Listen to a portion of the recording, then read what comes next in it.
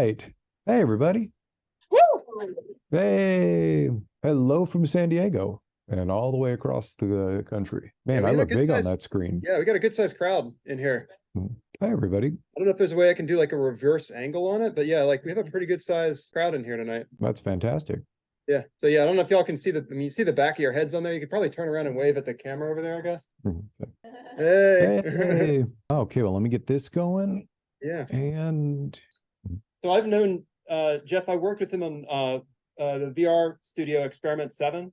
And I'd known him prior for these awesome talks he would give at the Game Developers Conference. It's like on video game data that he did with his group EEDAR. So he's somebody that's just really plugged into the industry. He's got a lot of just a wealth of knowledge and like a really high level view of things too, in addition to being like an actual getting nitty gritty with it. And he's currently working out for the Extra Credits group too. Hey, everybody. I've been in the industry a while. I've known Jason for a while, and he's put up with me, which is pretty amazing, just straight from there. But my first commercial game was in '97. I was one of the original devs on a game called EverQuest a very long time ago, which was the first kind of big 3D MMO. Worked for a decade in MMOs on EverQuest, a couple more of the Sony Online ones. Went up to Seattle to Monolith Productions for a couple of years to help put together a team for a DC Comics game, and worked on the Matrix Online while I was up there. They were our sister team. Helped them get acquired by Warner Brothers. In '06, started a research studio named EEDAR with my friend Greg Short, and we went from a 2-person research studio to a 70-person research studio and became the biggest video game market research studio in the industry. Got acquired by NPD. I got to see so much good data there. And as Jason was saying, I used to go give a talk at GDC called Awesome Video Game Data. I specifically called that because GDC alphabetizes their talks. So that would always put me at the top of the list of talks since it started with A for awesome. And that kind of goes back to my game designer background of a lot of game designers kind of hack things together to make them work.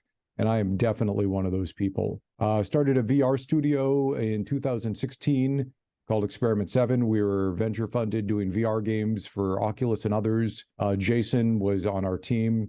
We put out a couple of #1 hits and then folded the studio because we realized we were too early, and that we saw the amount of zeros behind the amount of money a #1 game made and realized that was not sustainable for a studio. And so did hey, everybody, we're shutting down in half a year and help everybody find new jobs, as opposed to doing one of the we're closing next Friday kind of things. And when I was thinking to go start up a new studio, I actually talked to some of my buddies running a YouTube channel called Extra Credits, which has been doing game design videos since 2011, and asked if they wanted me to come on for a couple of months and help them turn their group of friends into a studio. And before I knew it, James and Dan had both retired, and suddenly I owned a YouTube studio and was carrying on kind of like a ship of Theseus to help bringing Extra Credits and Extra History and other animated videos that teach people things to continue it going. And for anybody ever interested in making a career change, running a YouTube studio is very similar to running a game dev studio. It's a group of creative people that need to get things out on time and shepherding it through, except we put out 2 videos a week instead of a game every other year or so. So the cadence is different, but the skill set is very much the same. And I was talking to Jason a couple of weeks ago, actually a little longer now, and he was wondering if I'd come chat, and I wanted to pull out a talk that I did at PAX Dev a couple of years ago, and I've updated since, kind of talking about putting together creative things with an eye towards games, but hopefully lots of different creative things. And Jason, you want to jump in here, or? Well, I mean, I would just wanted to see your pitch or your deck, I guess, your slides. I'm excited. I've got questions I want to ask you, and I think it would be great to do some audience Q&A, but I'd like to throw it to you first just to roll through some stuff. Okay. And this, sadly, because I'm not running a research studio anymore, is not packed full of data like my old talks. Downside to selling your research studio is you no longer have access to the research. But this is more strategic and tactical thoughts on putting a creative thing together. So let me share again, and hopefully through the magic of Zoom, this will work well. Yeah. And let's find out. Hold on. It's working on our side. Is it big and bright and kind of yellowy? Yep. I specifically did this because a lot of the GDC rooms often have slightly washed out screens. And so I figured I'd over-index on color and keep people awake. So let's see here. So, hey, everybody, I'm Geoffrey Zatkin. I already did a little bit of the intro, but actually, we did this all before. I've been in the industry a while, worked on EverQuest, some MMOs, EEDAR, the awesome video game data. I'm currently at Extra Credits as the studio head. and the game designer in residence. We're coming up on our 3 millionth subscriber, probably sometime next month. So we are a slowly growing channel. And I also do a little bit of board and advisory work because I love talking to people. And I've definitely spent a lot of time thinking about how to make good games. And to me, in a lot of making better games, in addition to kind of the craft of it, are also all of the decisions that you have to make around actually making the game. And this is a talk more on some of those decisions versus a kind of more technical talk on how to be a good designer or a good artist or a good producer or a good engineer. And in Extra Credits, we have a mantra which can be summed up with the words fail faster. We actually sell t-shirts and a poster with this. And at its heart, fail faster is about iterating quickly and without ego. It's about trying new things and experimenting and knowing that not everything you do will necessarily work and being okay with this and seeing every failure as a chance to learn and get it right. So fail faster is about doing. But we also have another mantra that goes along with another poster and t-shirt, which is always have a plan. And if fail faster is about doing, always have a plan is about deciding, what to do so that you can maximize your chances of success. And in the history of video games, I'm going to make a very broad statement. I'm going to stand by this. No dev team has ever gotten everything that they want into their game. No matter how big your budget, how much dev time you have, there's always more features, systems, art, code, QA, balance passes, user tests, promotion, optimization, and polish that you'd like to get done than you can actually get done by launch. But all that being said, there's definitely some teams that get a lot more of what they want into their games than other teams. And they do this by making better decisions or by having a plan and by making sure that they communicate this plan to their team. And this plan is often a vision of what the game they're working on is going to be. Kind of the visualization of it where you're thinking, and while you're dragging it, kicking and screaming into existence, knowing what you're making. Kind of concrete answers to a checklist of decisions to make sure everybody knows that they're working on the same thing. And by doing so, kind of giving your team the best chance of success. Hold on, sorry, my computer's now trying to do its thing. And not just best chance of success, but, more impactful development time. And by a lot of this is done by reducing the quantity of things that need to be reworked, redone, or just plain cut later. And so I'm going to run you guys through a checklist of some of these. And I honestly believe, and I can say this from having done this a lot and worked with some teams that have done this, that if you and your team can have answers to these kind of rough 10 things, you and your team will be one of the teams that just gets more done and that gets things in. And as I get to this, one of the quotes I love to pull up is from a quintessential American artist named Norman Rockwell. And his line was that artists make art, but the businesses and companies make products. And Norman Rockwell was a very successful commercial artist. He made a great living creating and selling his art. And so if you're making games as a hobby, and if you don't care at all about selling them or the things in them, that's awesome. But if this is your career, if you're making games to get paid and, maybe make a good royalty, then you're in a business. And being in a business, your job is to sell people a product they want to buy, or to paraphrase, to make a game that people want to play. This doesn't mean the games aren't cool, but it does mean that there's certain economic realities around games, especially now as the budgets and everything else around it continue to get larger and larger. And for over the past decade, we've been in the middle of a renaissance of game creation. And arguably the barriers to having a AAA or S-tier game have never been higher, just with the development budgets and the marketing and the localization and everything that goes around it. But also with that, the barriers for small teams to create quality games have perhaps never been lower, due to all the tools and the engines and the online distribution and everything else. And last year, there were more than 5,000 games that were commercially released on handhelds, consoles, PCs in the US, not counting mobile and iOS games, which had more than 100,000 games released just in North America. And I'm saying this to kind of say games are an extremely competitive market. And you need every edge you can get. And even if you're not thinking about games or you're thinking about the tech or anything around that, this still very much applies to you. And so with that, let's get to it. So number one of the basic questions, which is, why are you making this game? And you could also kind of say, what's your win condition? Because if you don't know your win condition, how are you going to know if you won? Or how are you going to know if you succeeded? And in a lot of cases, all of these questions are questions you can ask in multiple ways. So for example, this might be for you. What is your personal goal on the project?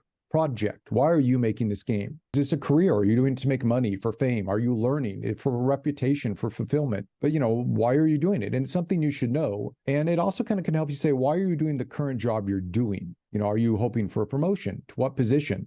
It's hard to get a thing if you don't know what you want. My very first commercial game was EverQuest. I'd worked on a lot of things before that, but going into that, my personal goal was to show that I was a good game designer. This was my very first game, so I did everything I could in the team, get a chance to stand out, to get a chance to be given more systems, to kind of show what I could do, to work with the team and to learn along the way. And I was successful at that. I got recognized.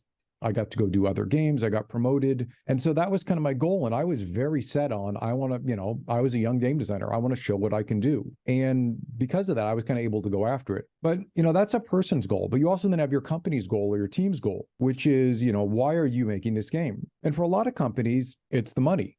This is how they stay in business. We make games, we sell the games. That funds our ability to go make other games than that. But I also know a lot of teams that have, say, made a game to show off an engine, or made a game to completely just up their rep to be able to go get a bigger budget for the next game, as a stepping stone project. I know teams that have gone on and said, we don't care how successful this is monetarily, we're in here to make an IP. Because we want to be able to make a sequel that comes in and cashes in on this. We want to go create a universe. I know students who've joined game jams to go make portfolios. So it's kind of figuring out the why are you working on this, and looking at this, your company's goal is a barometer then for how you build the game, because sometimes revenue isn't the primary thing. While in my first game, EverQuest, while I was working on it to, show off what kind of designer I was, our team's goal was to go make the equivalent of a game of D&D that you could play anytime, because we were all RPG players. And we knew that we could only get together with our friends every once in a while. So we wanted to go design a game called EverQuest, where you could log in anytime you want, meet players from anywhere in the world, and all just play together. And so a lot of our decisions were made around figuring out how do we kind of replicate that around the table experience, but translate it into its own whole new thing that could step up that way. And that was a lot of what Brad McQuaid, our producer, what his vision was kind of pushing us towards. And again, just to sum this up, if you don't know why you're making the game, and this game in particular, how are you going to know if you succeed? And honestly, how are you going to know when you're done? And this is one of my favorite things, which is asking people what the game is. When I was doing the talk at PAX Dev, there were probably about 500 people in the room. And I asked this list of questions, which I'm going to ask in a second. And I said, okay, actually, excuse me. I said at the beginning, how many people here know the game that you're working on? How many people think they could describe it to me? And almost everybody in the room raised their hand. And then we ran through this checklist. I said, hey, can you tell me these? And then at the end of show of hands at the end, maybe 10 or 15% of the audience raised their hand. But I also got told very specifically afterwards, especially by team leads, that there were going to be some very interesting meetings in the next week or so after this, because they were looking around realizing how much of the basic information about their game they didn't realize that their team had. And this is an endemic problem in the game industry, is that we aren't always the best at disseminating the information to everybody to make sure that everybody's working on the same page. So a couple things in here, and if anybody cares, I'll send Jason the deck afterwards for these, so you don't have to jot them down, but a couple things for any game you should know. Your elevator pitch. This is the quick description that sells the game. How can you sum up your game to get somebody excited in 2 or 3 sentences? The vision. What's the heart of the game? This is kind of, what you're going for. It directs all aspects of the design. The core concepts, the major groupings of systems within the game, the motifs that show the game's character or its body. The core loops. What do people do in your game? And how do you return them to an equilibrium state? The genre. What kind of game is it? And this is important for selling and telling people about it, or for making sure that your features list matches what your players expect when they log into the game. If you're building a shooting game that doesn't have a reticule in it, you're probably going to have a lot of very confused players. If you're building an RTS game that doesn't have a tech tree, you're also probably going, there are certain things that are just basics to what most people consider a genre, that if you're making a game that doesn't fulfill those, an interesting challenge. And there's lots of other things, your art style, your audience, your USP or your unique selling proposition. How many players play your game? How do you monetize? What's the game setting? Hell, what's the ESRB rating going to be of the game? All of these elements of the game need to work together to make it strong, to make a tight user experience, and they should be cohesive and complementary, which is hard to do if you don't know what all of these are. And these are things that you should know from the beginning. And honestly, you can fit all of these onto a single page, maybe you put at the front of every TDD or technical design doc or design doc. I'm pretty sure Jason remembers, I had a cover sheet for every design doc that I ever handed out at Experiment 7 that literally was just this list, including actually our release date. So that every time anybody looked at any documentation for the game, the first page was just an overview of what it was we were making to try and make sure that we were all on the same team. Because there we were a pretty small team making things on a tight deadline, and we didn't have time to waste or to redo things. And I think one of my favorite stories around this is I was working at a studio, which I won't say which one, that had a sister team working on a game. And for some reason, the art team had never actually been told what the ESRB rating of the game was going to be. And it was a gritty urban game. There was a lot of like kind of subway and underground environments. A lot of graffiti got put in. And they'd been under the impression that the game was going to be rated mature and was actually going to be rated teen. And there was probably about a month worth of redone work where they had to go through every urban environment and scrub all of the different textures and environments to make sure that everything was actually age appropriate.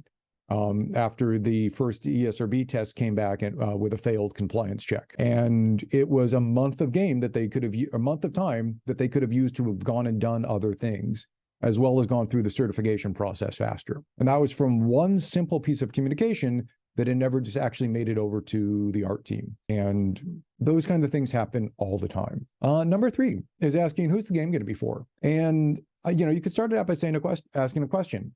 Do the same people that play the My Little Pony game, Pinkie Pie's Party, also play Halo? Or the same people play Plants vs. Zombies that play, say, Slay the Spire or League of Legends? And do you think the people that play those games have the same amount of time to play or session length, will pay the same amount of money, say, upfront versus in microtransactions? Will they do microtransactions? Does your audience play offline? Do they play co-op? What art styles do they like? This is all really important stuff and things that we almost always don't think of when we should, which is when we start building the game rather than, say, halfway through development. Because you could make a My Little Pony game that I would really enjoy, but you shouldn't, because I'm not the right audience for it. And this comes down to, too, that if you're a professional in the game industry making games, you should be making the best possible game for the audience that the game is for. And this is important because the game you're making may not be the game that you particularly want to play, but as a professional, it should be the best possible game for the people that you're making it for. And when you kind of get down to it, that can also be a ton of fun, figuring out how to do that. The next one is, where will the game be playable? And platforms are important for a lot of reasons, including how you code the game, how you do the interface, the controls, the networking. It's also important for your audience, asking, are they on your platform? Or things like session length. Average session length for an iPhone is 3 minutes. Average session length for an Xbox game, last time I checked, was 45 minutes. That's a very different play experience. Or the graphical fidelity, the monetization, the storage space, all of these things. And an interesting way to think about this would be to say, do you know how many console titles Disney used to release every year and how many console titles they do now? The answer is they do 0 console titles now because they know that their entire audience is shifted to other platforms, mainly mobile at this point. And so as you're thinking about your game, knowing where your audience is kind of helps decide where should the game be playable. And for an entirely different where, you can also think about where is it going to be played in which regions? Is this a specific reason? Is it international? And this is for a couple of very basic things, like, do you need a language lookup table? Do you need localized iconography? Or even, is your concept offensive in some regions? Kate Edwards, who was used to do some localization talks. She's very good at it. And she would talk about talking to the Fallout team about, was it 3? Sorry, I can't remember which Fallout, but the one that had the bison wandering around. And it basically told them that was going to get their game banned in India, which was a big emerging market at the time. And the team listened, nodded, said, oh, okay, didn't change it. And their game got banned in India, and they lost an entire market that they'd been hoping to go for. And so it's interesting when you think about what you're making, also for where you're making it. Do you have red blood or, say, depictions of Nazis? Well, you can't have your game in Germany. Do you not have a French language option? Well, you can't launch it in France. Do you call it the Sea of Japan? Well, you can't put it in China. Do you have nudity? Well, no U.S. store is going to carry it. Certain U.S. stores are not going to carry it. Which happen to be a lot of the big physical ones. And honestly, do you even have the ability to sell in different stores with different currency or different regions? And that's kind of where you start looking and say, that isn't my team's strength. So maybe you go find a localization or a regionalization partner. Or maybe you're happy with it not being an international release. But again, that should be a decision your team makes strategically, not one that's forced on you because you didn't consider a couple things as you were starting the game. Next thing to know is when your game's going to come out. And I know a lot of teams that say our game's going to come out when it's done. And that's an awful way to think about it, because a lot of the teams that say that often run out of money or find out that their team doesn't actually have the unlimited amount of money, and the comes out with it's done suddenly becomes this game comes out 4 months from now, and the team doesn't actually get to choose fully what goes in. What goes in is what they have time to finish getting it. So knowing when the game comes out, and also knowing, is the release date flexible, or does missing it mean that your whole team gets let go? And that's a great thing to know, both for yourself and for your team. And you might also, it's also going to know, do you have multiple release dates, on different platforms or different regions? And even if you're planning to do it way later, say letting your programmers know now, for example, rather than a year from now, that you also want a PC release in addition to your, say, PlayStation release, can save a lot of time later with a couple of very early key decisions. So for the love of God, put together a schedule. Realize now that you have 50 man-years worth of art when you only have 30 man-years worth of art time, rather than halfway through development, so that you can actually address it. Because bad scheduling is what leads to most crunch.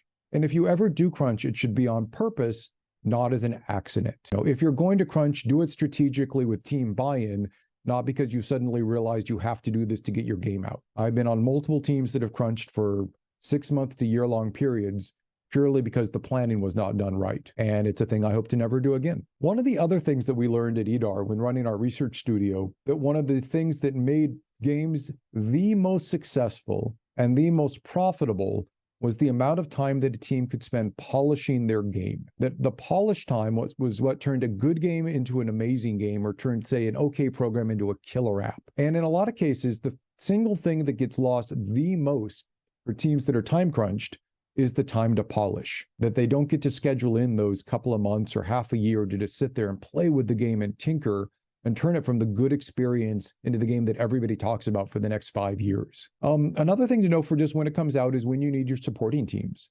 When you need to engage with your audio and your QA and your marketing, and to train up your customer support and work with your localization, when to talk to your UA, user acquisition team.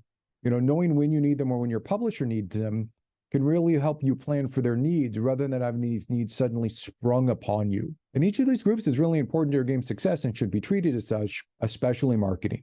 And as somebody who's done a lot of development, I hate saying especially marketing, but especially in today's game industry, if you do not plan how and when to engage with your marketing and leave them time to help give them things that they can use to promote you, you can have a really, really hard time with it. Next thing to note, even if you're fairly junior, is how much does it cost to make this game? And this may not be a thing that everybody, your studio will tell you, but there are pretty easy ways to figure this roughly out. There's a great game industry salary survey that goes on every year. And if you ever want to figure out a rough cost for a game, go look at everybody's title level. Go look at the survey, look at how long until the game comes out, say 2 years, figure out your team, add all of their salaries together just from the survey, and add about 50%. And it's not perfect, but that'll give you a ballpark for roughly how much the development of your game is going to cost. But how much your game costs lets you also answer scope, which is, are you making more game than you have budget to make? And this is where a really good producer or PM is important, because if you have more game to make than money or time to make it, there are going to be problems. And in a lot of cases too, if you don't have a publisher, or if you're being an indie, if you're an indie, you have to budget in more than just your kind of development and tools and everything around that. You also have to budget in your own, say, marketing, QA, trade shows, etc. Because this helps you answer a question, which is, can your game be profitable? Which is the cost of your game versus the projected game sales, while accounting for things like royalties, platform fees, ongoing costs, etc. And I say this because game development's a business. And what happens to businesses that spend more than they take in is they go out of business. It's really simple math. And your goal is to either run, work at, or be part of a studio that does not go out of business. And part of this is making sure that you are making games that can be profitable. And my very first E3 I ever went to, I got in there, there's lots of parties you could go to, and I was on a bus getting bussed out to some party, sitting next to a developer. This was probably in 99 or 2000, who was working on a Dukes of Hazzard game, which some of the older people in the audience may know that property. It was basically a game where you raced.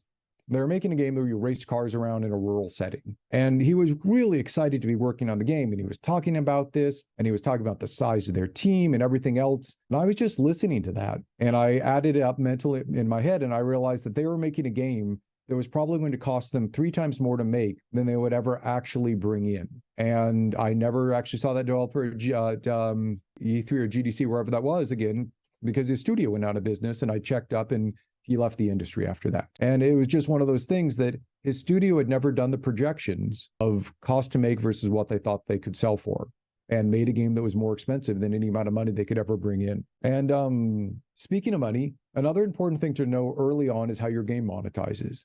Is it a premium game, a free-to-play game, a subscription-based game, in-app purchases, DLC, ad revenue, all of the above? And you might not need the granular details of monetization at the beginning, but knowing how your game is going to monetize is really important, because monetization should be an essential part of your game's DNA. You know, how you build a competitive multiplayer live service game is very different than how you build and sell a single player puzzle game. There are things that you have to build into that competitive multiplayer live service game that make no sense to build into a puzzle game, and things that you would build into a puzzle that you build into a puzzle game that would just make no sense in a multiplayer game. Because monetization is a thing that should be designed intentionally and with intentionality, and with your platform, genre, region, and audience in mind. And that kind of also leads you to thinking, if you know who your audience is, making sure that they monetize this way. For example, you're building microtransactions, a microtransaction game looking for whales into a game that has an 8 to 12-year-old demographic. Well, good luck. That is probably not the thing that is going to keep your studio in business. And another thing to think about on this is, are you done when you ship? Because some games are and some games are not. And if your game isn't done when it ships, that means that you're also having to plan for and build out, say, a live team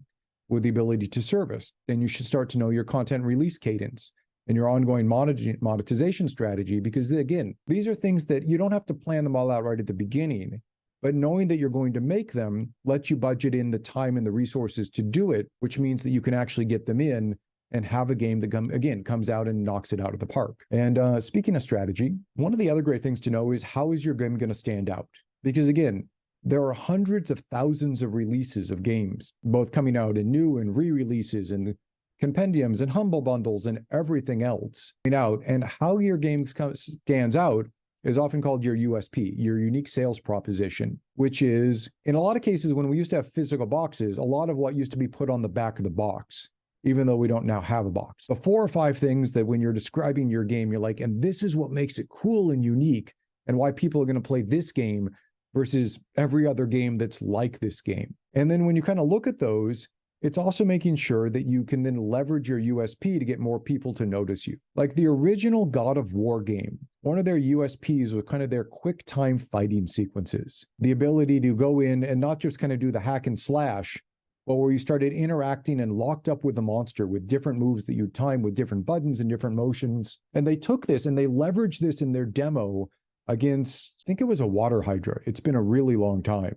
But they had this amazing initial fight that they put out on the demo. And it so sold their USP of this unique thing that they could do that they were just the top, everybody was talking about them. And that was a really great example of leveraging that, putting something early right in the beginning that was really had a lot of time and polish put into it that they could take and put out in their demo to make people go, check out how amazing this game is. A thing to think about that, though, is, are your USP things also things that help your game be distinct? And this is distinct versus unique, because not everything has to be unique. The things that are the things that you should be capitalizing on. And it's also making sure that you're not spending a lot of time being unique in ways that nobody will care about. Because especially for game designers, we love to tinker. And a lot of designers love to make unique for the sake of unique, as opposed to looking at the things that everybody, what can we do that other people have done before that we can kind of iterate on quickly to spend more of our time on the things that will actually make of our game stand out?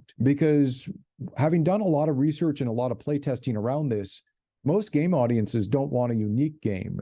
They want a game with a couple of unique features with the rest that they can understand and play, so that the unique things really stand out. And the final question kind of on your USP is your USP something that marketing can use to engage your audience? And if not, why not? Because if it's unique, it should be marketable. Otherwise, it's probably not spending time figuring out the new thing. Save that time for something to really help your game stand out. And again, the reason I say this is there is so much competition in games right now that if you can't make something that really stands out from the crowd, it's really hard to justify getting people to come in and play your game when there's all of these other games that they could be playing. And that kind of gets to your game's key features. And this is a little different than your USP. USP is what makes you unique. Your key features are what are the features that are critical to your game being fun? Is it the persistence? Is it the co-op? Is it the progression, the combat, the story? And that these are the things that you should over-index concentrating on, while in some cases pruning or ignoring the rest. There's a really good story I heard about Sid Meier on the original Civilization game. And on the original Civilization game, you'd build the cities and the units, you progress through the eras and research your technology. And they had this thing where you could place mines around the city. And they just were having this, they could not make the AI not look stupid. Or if you place the mines, you could run into them or not wanting to run into them and like repathfinding to go around them. And then you could like take them away to let your unit, they had all of this trouble. And eventually Sid Meier looked at that and said, this is a game called Civilization. Nobody cares about placing mines. And they removed the feature, which is why you never heard about it, and it made the game better. That he realized that that was something that they were spending time on that nobody actually cared about and didn't help the fantasy of the game, of you're taking a civilization from ancient era up to modern and sending them off into space. By removing a thing, it made it better. One of my best early design decisions at Sony when I was put on to lead in my first game was we had a RTS game that had 6 different classes. It was a persistent RTS, one of whom was a specialist at combat. And the team was having a really hard time, as I came on and joined, balancing this against all of the other classes that gave other kinds of benefits. And we looked at it for a while and I said, cool, we're cutting the combat class. And suddenly, every other player's combat was equal power, and all of the kind of progression around the other classes were in things that were much more balanceable, and it left the core mechanic of the fighting balanced based on the kind of game we were making. And it's things like that sometimes where you look at what are the key features and what are the things that make the game fun that make some of the best stories and that then people tell about your game. And when you look at the list for what's fun, you also then have to look at your budget. And you have to remember that no team ever got everything they wanted in their game. So it's constantly worth reevaluating your features and prioritizing them, and assuming that you can't get everything you want, what are the most important things, and reprioritizing those, and looking at those same important features and seeing are the same as your USP, and what makes your game stand out, and should they be the same? And if not, why are you spending so much time on them? Figuring out what it is that makes it fun, that makes your game stand out, and figuring out how to put that into a package goes a really long way towards a lot of the games that become kind of hits or cult classic, or the ones that are talked about for years to come. And finally, just kind of looking and knowing who your team is. And do you have the right people to make your game? If you're making a historical sim, do you have people who really know history on the game? Are you making a Lord of the Rings game? Okay, who's your Tolkien expert? An arcade style fighter? Okay, who's your pro tournament level fighter person? An RTS game? Okay, who's your AI and pathfinding engineer that can really make it sing when you're moving hundreds and hundreds of units around the screen? Because this is one of the things you want to hire early for the important parts of your game, for your USP and your key features, the things that are going to stand out because you really want to over-index on them. And figuring out too at this point, do you need local? Do you need remote? Do you need people to come in as short-term hired guns? When do you need them? What's your staff distribution? Like when we formed Experiment 7 and Jason came in with us, our entire team, because of what we needed to accomplish, was all senior level people. It's the first company I've ever worked at was entirely senior level people, with plans as we expanded to then bring in mid and junior level people. But we put out our first 3 games with an entirely senior team because we had a very short amount of time and needed to bring in people who could literally be starting the next day and running. And again, that was a strategic choice on how we did it, as well as future plans on how we knew how to bring people in. And even just going along with that, just looking for your support network. Dev teams, do you need a publisher? Do you need voice actors, concept art, QA, networking or UA specialists?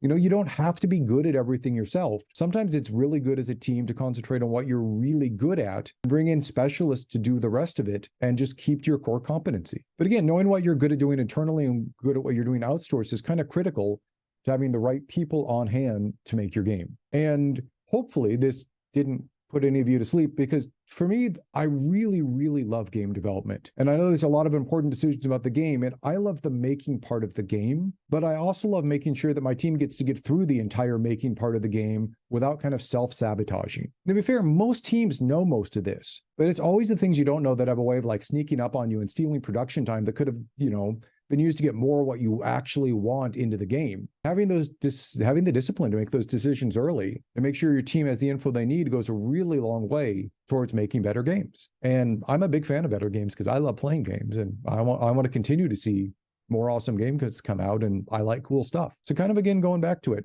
always have a plan and use that plan to help make better decisions and make better games. And Jason, thanks for letting me chat on this. I'd love to turn this into more of a group talk. Yeah, Jeff, you're an absolute sage with this stuff. It really is a privilege to have you here to chat with. I mean, Jane, did you have a list of the questions from the Discord at all? Are people throwing in things, or what's And there's one in the Zoom chat right now. Let's start. So Jeff, like, there's the one in the chat there on the Zoom, just asking about how you meet people, identifying core members, making like, how do you identify your team, basically? I think it depends where you are and what you're doing. Like, if you're putting together, hold on, I need to move my window now that's closed so that I can, well, this will do. There we go. I think there's a couple answers to that question. If you're part of a studio, even if you're not a social person, let me actually start at the studio and move out. It is worth spending extra time, even if you have to push yourself to, I'm an introverted extrovert. I absolutely am an introvert. I recharge by quiet time, playing games, I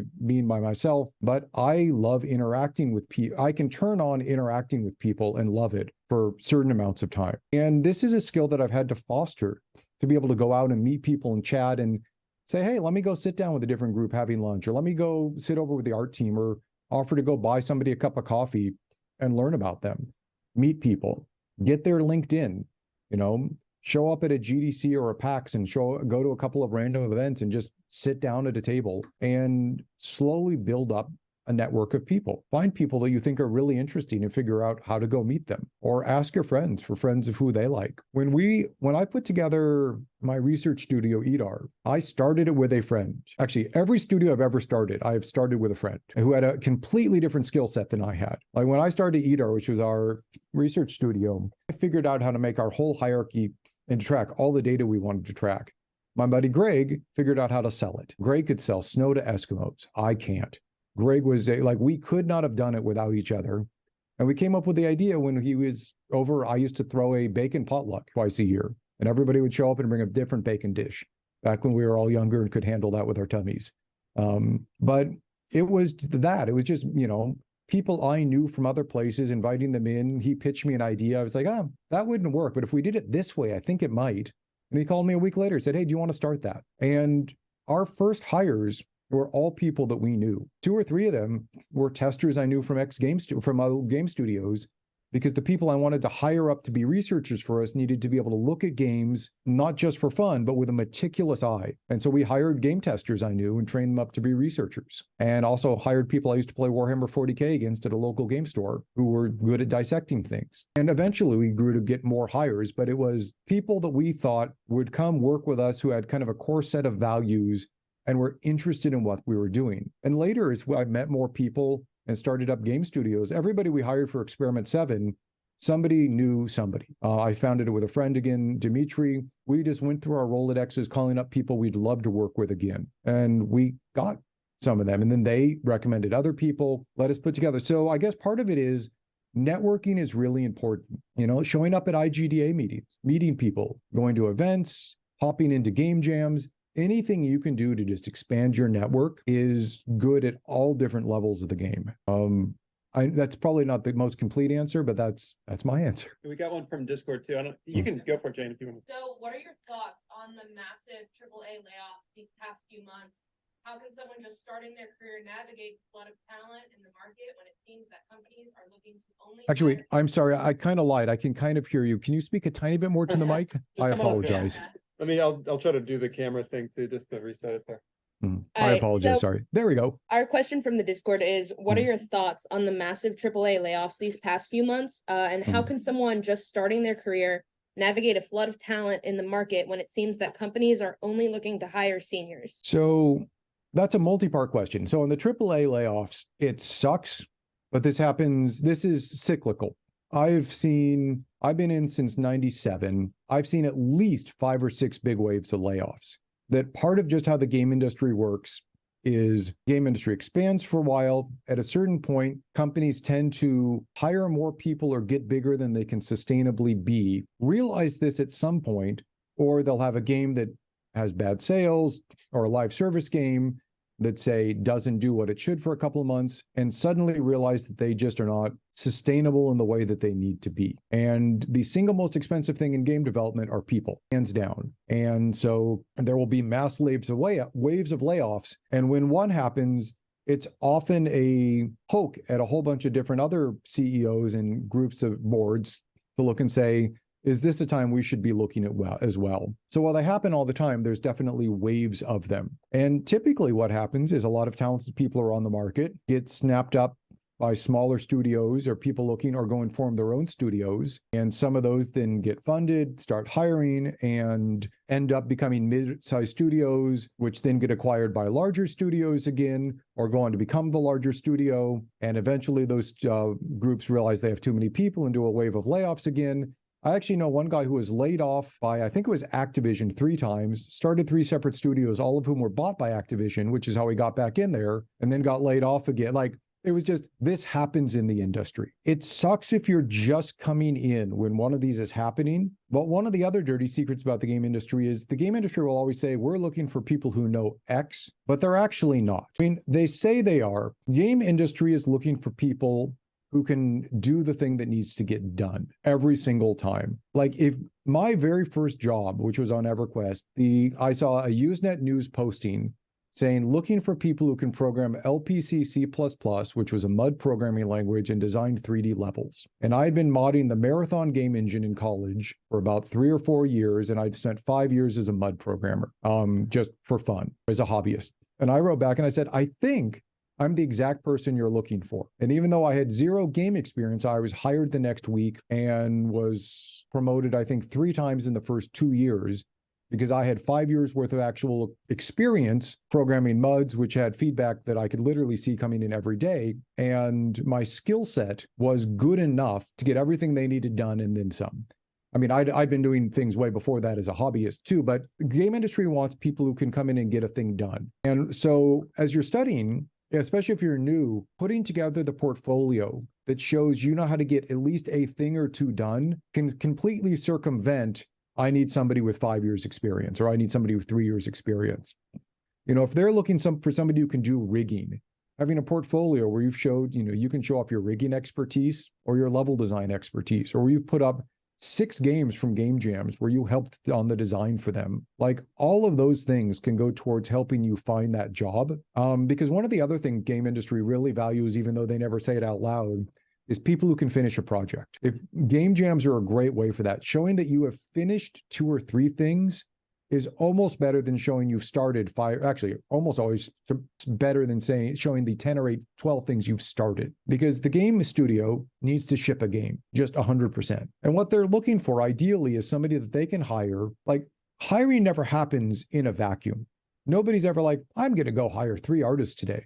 What actually happened is the art team had a meeting with their PM, project manager, realized that they had 20 man-years worth of art to do and 12 man-years worth of resources for it, and were told they needed to either cut 8 man-years worth of art or needed to go higher up the extra resources to get that done. And so what they don't want to hire at that point is somebody that's going to take a year to train or 6 months to train for the thing that they need done. What they want is somebody who can come in and they're like, oh, we need a texture artist. If you can say, I could be doing textures for you tomorrow, that is kind of your single best thing towards getting that position. And what that means kind of from a study, whether it's school or self-taught perspective, is figuring out the couple things that you really want to get into the industry doing, and figuring out how to practice, not just in school, but then over and over again in game jams or other things, so that you can confidently say, oh, you need a texture artist? Check this out. I can do that for you. And after that, it's just about the persistence of applying time after time after time.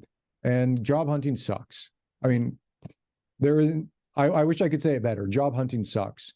And it can be very demoralizing, and it can take a while. But, all you need is that one group to say yes. And then hopefully suddenly all of that hunting was worthwhile. And it's about having the persistence to stick through it, while continuing to hone your skills and not get demoralized. And I wish I could give a better answer than that, but it isn't always. If it was easy, everyone would be doing it. I don't know. A quick one. What did you study in school? I have a bachelor's in psychology. I am completely, when I was going to school, they did not teach game design because I graduated in 95, and the internet was barely a thing. I'm completely self-taught. on everything.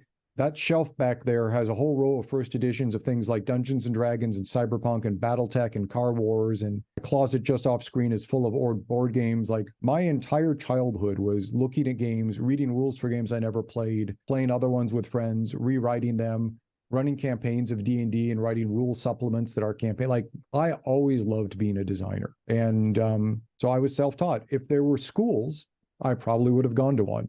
But I didn't even realize people made money making games until I saw the posting for the job that I got hired for. Like, I knew theoretically that people did, but it never crossed my mind that I could actually be one of them. So in a way, I got very lucky. Like, I lucked into a posting with my exact skill set when they needed it. We got another question on the Zoom chat. So I'm trying to read through it. So if a game that attracts multiple potential demographics, how would one be able to create multiple marketing funnels into a singular USP? A lot of cases, that is making a game that people of different groups are interested in playing.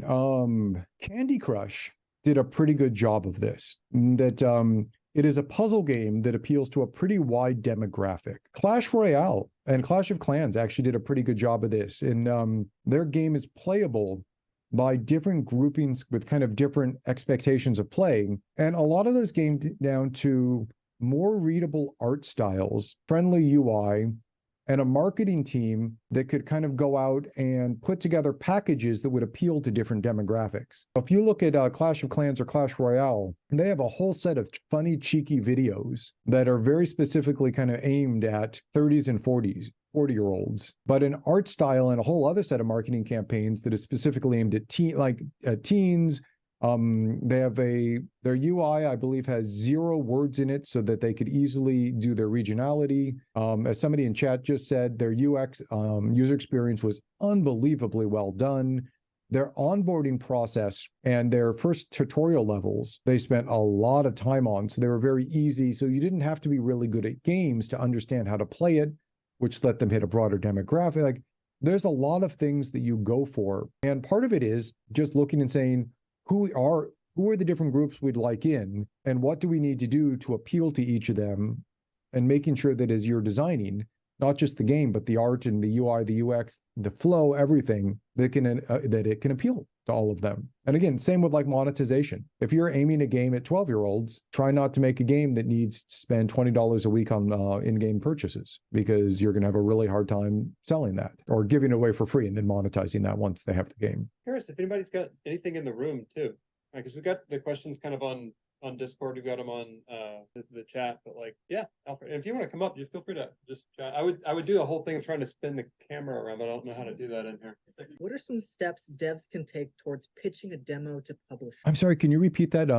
What are some steps devs can take toward pitching a demo to publishers? Oh, yeah. So what kind of steps for pitching a demo to publishers? A thing to think about when you're pitching to publishers is that the publisher is never just looking at your game. Most publishers look at a lot of games. And so when you're showing them a demo, you don't need to show them your whole game. You don't need to show them everything. You need to show them enough to get them excited. It's in the same way, like getting the purpose of your resume when you're looking for a job.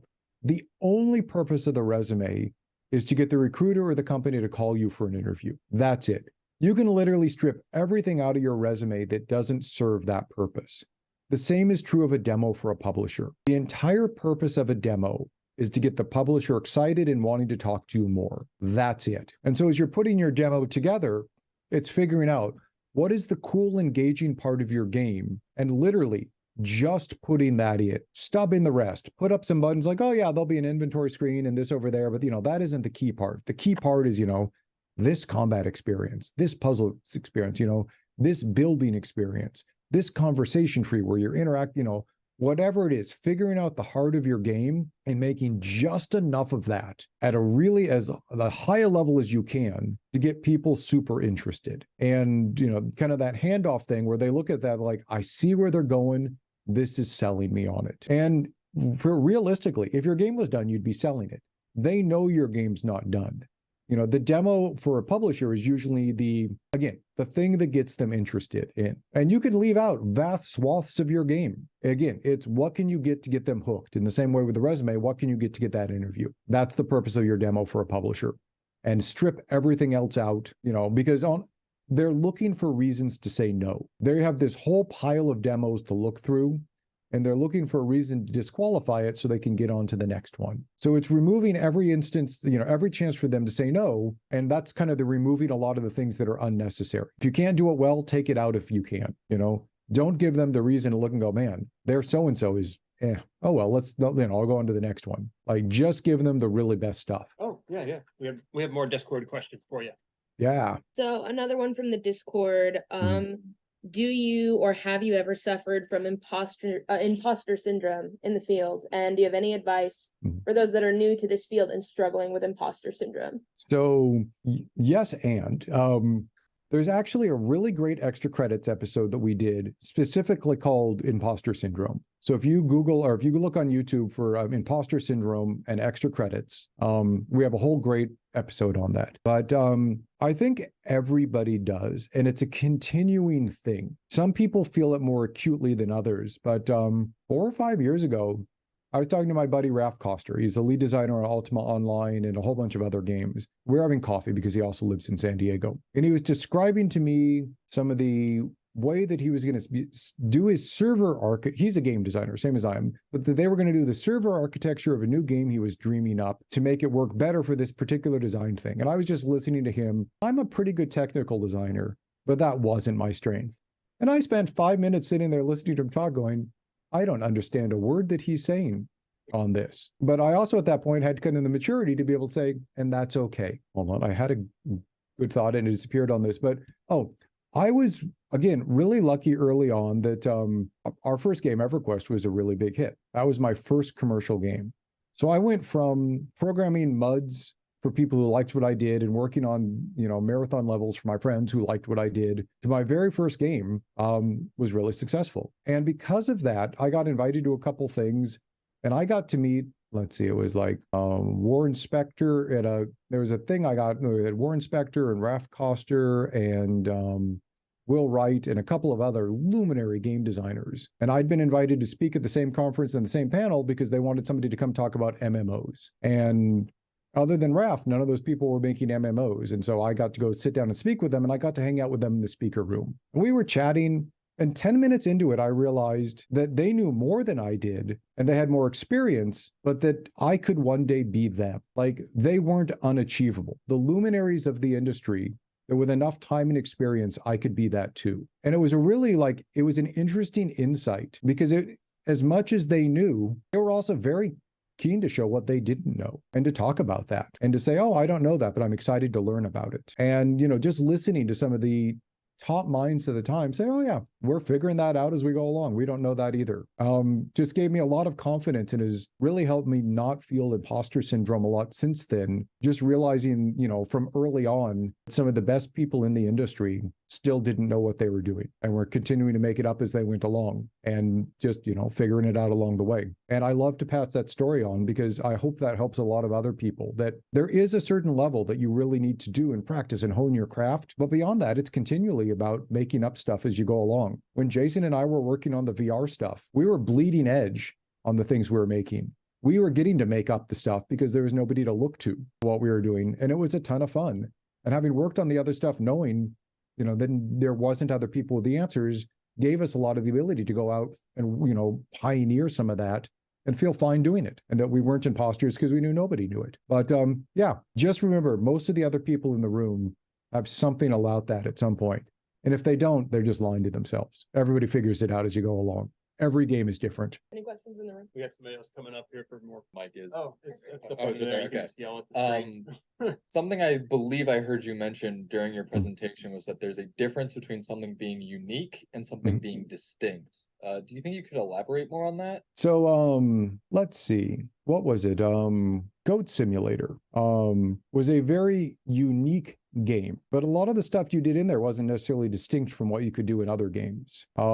Untitled Goose Game was a very unique game, but again, a lot of the actions you did in there weren't necessarily distinct from what you could do in other games. But in a lot of cases, unique is kind of the way that you put it together to make certain parts of the game. Maybe it's the protagonist or a set of actions or the way you tell the story, or like the movie Memento, which is told backwards chronologically, was very distinct but a lot of the scenes in it weren't necessarily unique. And so most games don't have a lot of unique stuff in it. They rely on everything that came before them, just like most books and movies and other things. But it's the work of the team to put it together in a way such that it's distinct and that a lot more of the game feels unique than it actually is. And so it's kind of finding the way to twist it and tell your own version of the thing, or show your own version of the thing, while still relying on a lot of the common tropes and a lot of the common, say, UI or interface or genre expectations. You know, if you're like, hey, I want to go make an amazing shooter game, there's a certain amount of things that you need to make it a shooter game. And if you leave those out, your audience is going to be very confused. It won't be a shooter game. So, you know, you may have a couple of unique things in there and a couple of things that are kind of, or a couple of distinct things, or it's very different. Like Portal is a shooter game, though it's kind of not, that did a couple of very distinct things. So I hope that kind of answers it, but it's a way of putting together what makes your game stand out. You know, well, that makes it distinct. All right, thank you. Yeah, or if there's a follow-up to me, I can give more clarity. Please let me know. I don't have a follow-up. Oh, awesome. I think I understand like the point you're trying personally. So thank you. We have another question from the audience. Hi there. Hey. So I'm a teacher, an illustration teacher here at VCU, and I work with a lot of students who are artists and are really passionate about games. I consider myself passionate about games. I grew up gaming. So my question is kind of, you know, a lot of the students I teach in classes, they're really interested in making games because they were inspired by those stories and, you know, obviously as we were, right? Yeah. Based on the talk, you suggest and kind of focus a lot on the business end of things as being critical, which I definitely understand. You know, we live in a capitalist society, obviously. And as romantic as creating games for the passion is, are there things, are they mutually exclusive?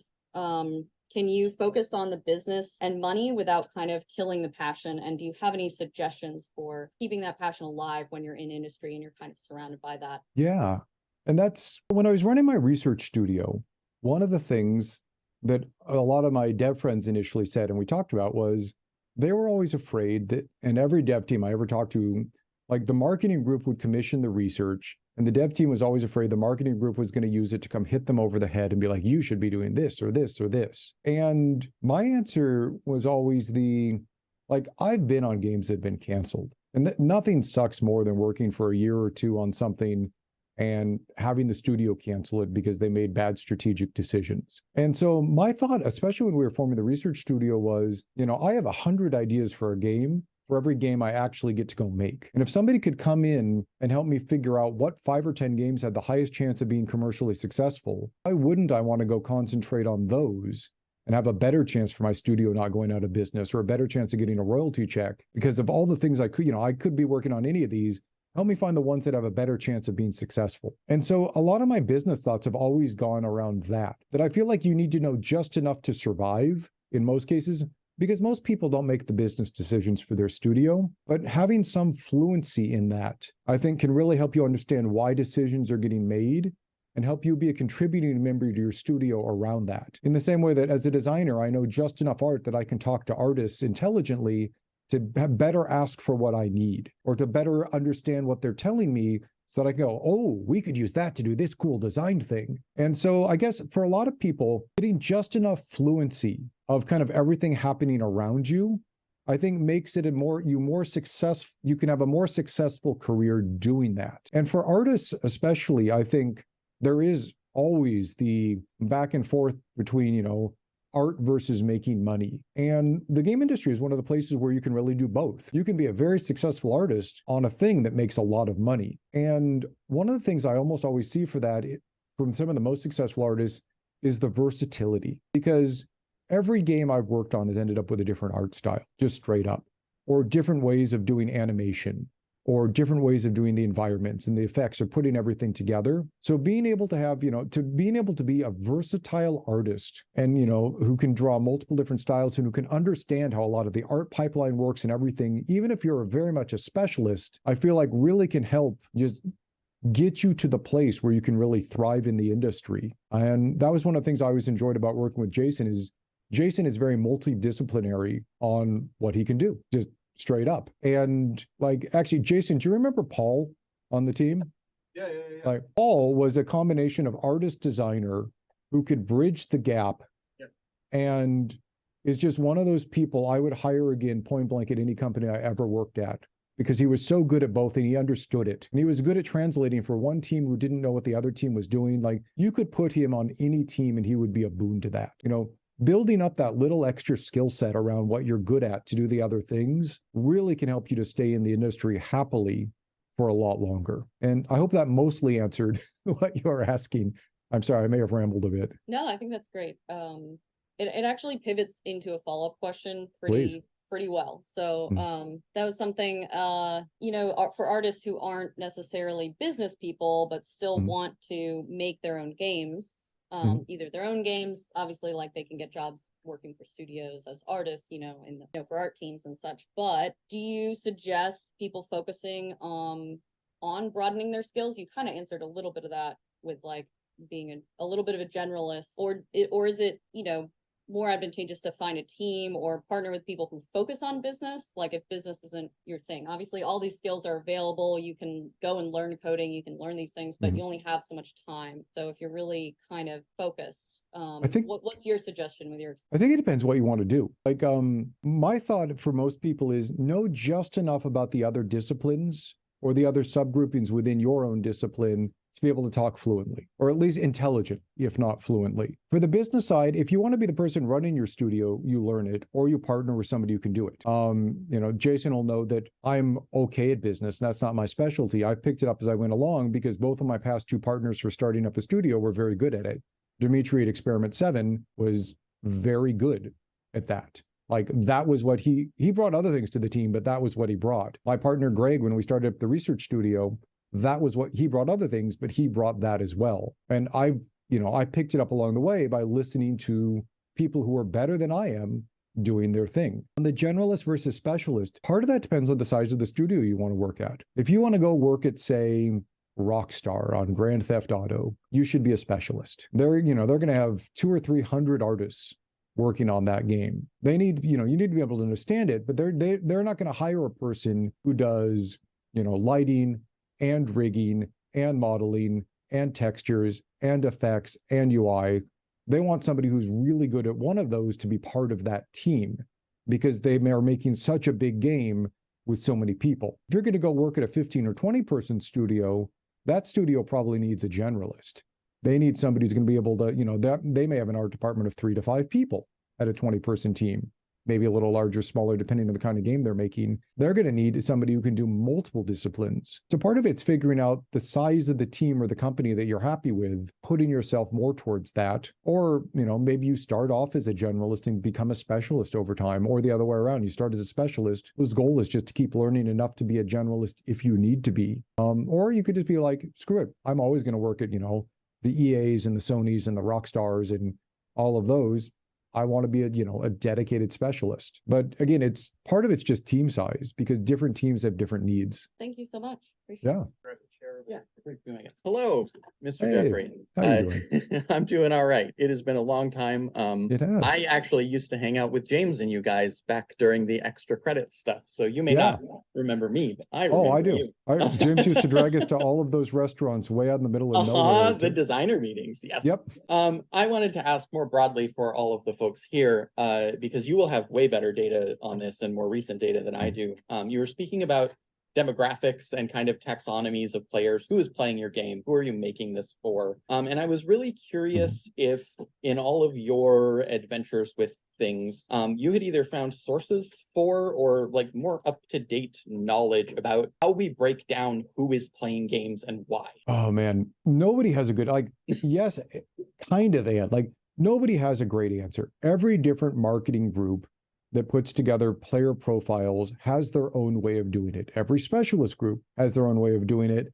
And I think part of that is because it's hard to define.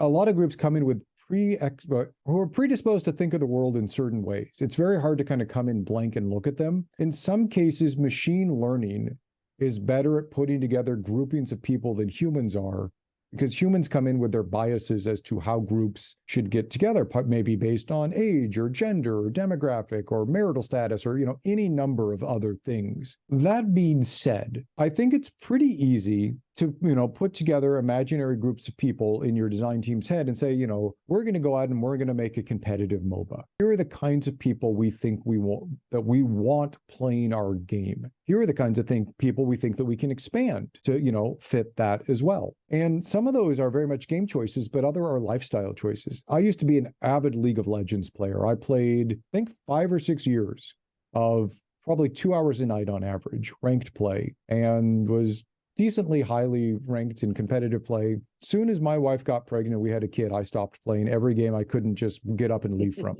And that meant no online games, no MOBAs, no nothing else, because I was suddenly no longer in that demographic. I needed a game I could stop and come back to. And so part of how you think about games, and even little features, like a game that is always on and unpausable is going to not appeal to certain kinds of people. A game that requires large amounts of money may not appeal to kinds of people. Some games that you buy once and never have to pay for again appeal to a whole different group of people. Some people want a game they can come back to, once a week for the rest of their lives. Others want a good playthrough story experience. There is no silver bullet of here are all the different groupings of people out there. But I'd say for a lot of it, it's, your team kind of looking at what you're making. And even if it's just saying, we're making a game for us, at that point, it's identifying who are you, who are you and who are people like you and what do you and people like you like, and really trying to codify that. I wish I could give you a good answer for that, but in my personal opinion, anybody who says they've completely defined the things is deluding themselves. No, that sounds about right. Thank you so much. I mean, you could have a pretty good answer,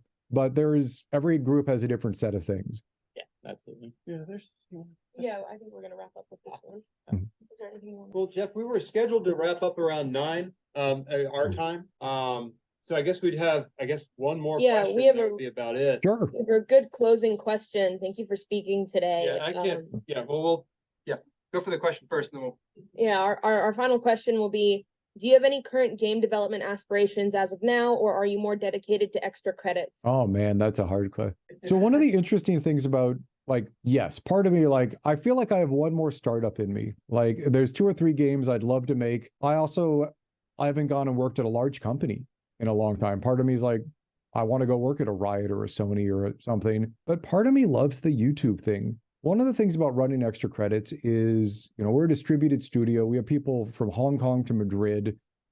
First time I've ever managed an entirely remote studio. I feel like the tech is finally there to do that for a small team. The interesting thing about YouTube is YouTube changes every 12 to 18 months. They introduce new features. They rewrite their algorithm. They introduce shorts. They decide that they're going to move to TVs and other things. They are constantly changing how the rules of the game are played. We've had to up our game on how we do titling and thumbnails. We just finished redoing our credits to make them 10 seconds shorter so we can put a sponsor link at the end because of the way YouTube redid their thing. I get to play with things. They are kind of a cutting edge thing since we actually run now 2 channels, Extra Credits and Extra History. And I get to look at the back end and all the guts of it. And I'm in Discord with some of the YouTube employees and getting to chat with other, I'm part of the Nebula group, which is, it's a creator collective made up of 150 kind of video essayist style creators. We all talk shop behind the scenes. The amount you get to hear for some of these, it's fascinating. And I actually have a career trajectory, which is I jump into things that people don't quite know how to make them work and make them work. I hopped into MMOs when they weren't a thing. Well, even before that, I was doing MUDs when they weren't a thing. I hopped into data research when there wasn't big data research for games. I helped start a VR studio when VR was bleeding edge. I jumped into YouTube when people were trying to figure out how to monetize it and run it as a studio. So for me, as long as it's still interesting, I'm very excited. But one of the reasons we sold our research studio is I felt like I'd solved it. We were doing everything I'd set out to do, and it was time to sell it and, not have to help run it and go make a new thing. And part of that's about, what keeps you excited. If making games keeps you excited, keep doing it. If you're tired, go stop doing games. Go do something else for a while. You can hop in and out. You can change your career. You can come back. I think one of the things, I could never say, here's the thing I want to do for the rest of my life, but I could easily say, here's the thing I want to do for the next couple of years. And I think that's a really good mentality for creative people who want to make things like games, is to realize you're not locking yourself in. You're not locked into your studio or your game or the thing you're doing. You can always go learn more. You can always go get a different job. You can always go look around. You can always switch careers and then come back later. You know, Jason was doing dev with me. He's teaching now. I could easily see him swinging back into another dev job a couple of years from now, or staying teaching for a while, or retiring to paint portraits at a studio. Like, I think it's nice not to be defined completely by your job, but instead by what you enjoy doing and what you can see yourself doing. And part of that's just a willingness to keep learning as you go along and being able to dive into it and say, let's go figure out a new thing and hopefully have fun with it. Geoffrey, thank you so much. If folks wanted to get in touch with you, I mean, what's the best contact for people to, if they had follow-up questions or anything like that, what would be the best way for them to connect with you? I am not terribly visible online, kind of by choice. Like, I have a Twitter. If you look up my name, you'll find it. I'm on there every once in a while. Same with Facebook and Discord. You can send me a question at Geoffrey@extracredits.net. Any of those work, or heck, you can ping Jason and he'll pass them along. Any of those work. I'm fairly searchable online. I just don't spend a lot of time anymore on social media. Again, young child and running a games studio and a YouTube studio. Fair enough. Awesome. Jeff, thank you. Thank you so much. Absolutely. Thanks for having me. I appreciate it. Getting a chance to talk is always a pleasure. Yeah, awesome talk. Thank you so much. I'll follow up offline with you.